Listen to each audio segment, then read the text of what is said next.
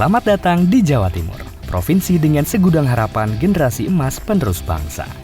Jelang tahun ajaran baru, para orang tua disibukkan dengan proses penerimaan peserta didik baru atau PPDB, baik di tingkat SD, SMP, maupun SMA.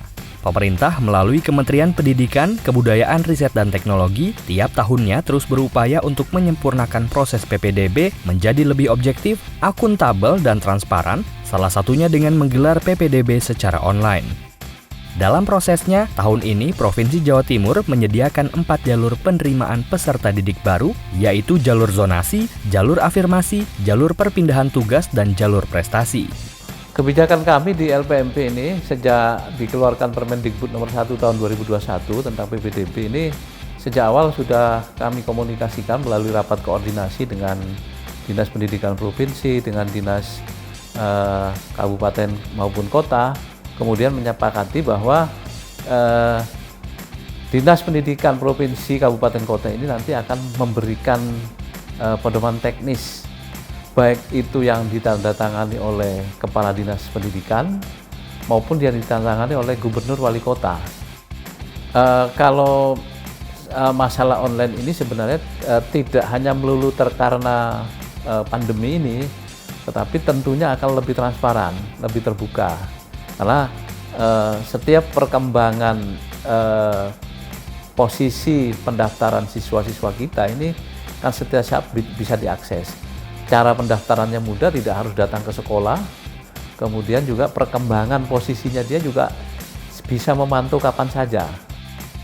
Di tengah suasana pandemi, proses penerimaan peserta didik baru untuk jenjang SD sesuai dengan Peraturan Dinas Pendidikan Provinsi Jawa Timur digelar mulai tanggal 31 Mei hingga 10 Juni, baik untuk jalur perpindahan tugas, afirmasi, dan jalur zonasi.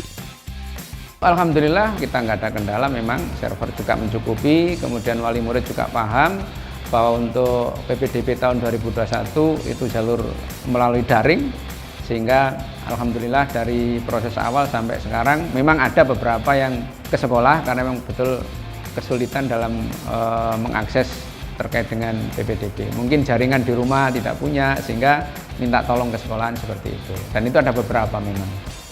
Kita siap untuk membantu pelayanan sehingga ini teman-teman juga membantu untuk memfasilitasi wali murid yang memang kebetulan tidak bisa mengakses dari rumah secara daring.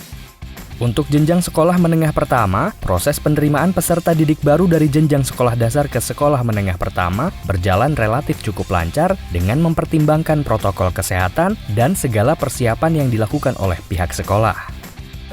Jadi insya Allah tahun ini sesuai pagu, kita insya Allah akan menerima pagu kita setiap kelas nanti 32. Kuota SMP Negeri 1 insya Allah maksimum 11 rombel, sesuai dengan ketentuan dan satu kelasnya 32 siswa. Di lobi tengah itu sudah menyiapkan petugas untuk membantu putra-putri kita yang kurang beruntung, yaitu sampai ngeprint, sampai memilih, sampai ini pilihannya di mana, bukan pilihan di SMP 1 saja. Sekolah menengah atas menjadi jenjang terakhir dari program wajib belajar 12 tahun pemerintah. Tak berbeda dengan jenjang lainnya, PPDB di jenjang menengah atas ini pun menggunakan sistem online, mulai dari pendaftaran, seleksi, hingga proses pendaftaran dan pendataan ulang.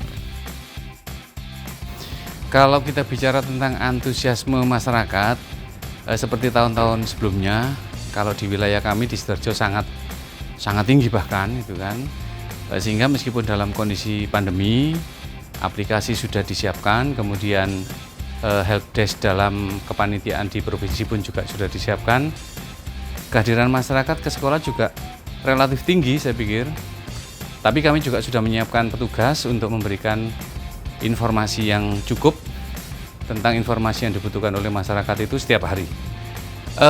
Kami menerima satu rombongan belajarnya 32 siswa pagunya yang ditetapkan oleh provinsi itu, tapi antusiasme masyarakat jauh melebihi itu. Mungkin karena jumlah penduduk Sidoarjo yang cukup banyak, sementara SMA negerinya ada 12 ditambah dengan SMA negeri olahraga 1 gitu kan ya. Jawa Timur, provinsi dengan jumlah penduduk terbesar kedua di Indonesia, melalui perangkat pemerintah daerah terus berupaya memberikan pelayanan terbaik bagi para orang tua melalui implementasi Permendikbud nomor 1 tahun 2021 yang mengatur penerimaan peserta didik berbasis zonasi. Alhamdulillah, seperti tahun kemarin, kita melakukan PPDB tidak jauh beda dengan tahun yang kemarin. Setelah kita lakukan beberapa evaluasi ya terkait dengan ketentuan yang sudah berlaku, pemerintah Kota Surabaya merespon sebagaimana Permendikbud tersebut, zonasi 50% minimal. Kemudian afirmasi, kemudian prestasi, kemudian perpindahan tugas. Kita mendasarkan kepada Permendikbud tersebut. Jadi begitu turun Permendikbud nomor 1 tahun 2021, kami langsung menindaklanjuti dengan menyusun peraturan gubernur. Dan peraturan gubernur yang kami susun, kami dasarkan kepada hasil evaluasi PPDB tahun-tahun sebelumnya, sehingga insya Allah petunjuk teknis yang dilaksanakan di Jawa Timur sudah mengakomodir berbagai kepentingan. Meskipun saya yakin masih ada beberapa hal yang ke depan perlu dievaluasi kembali.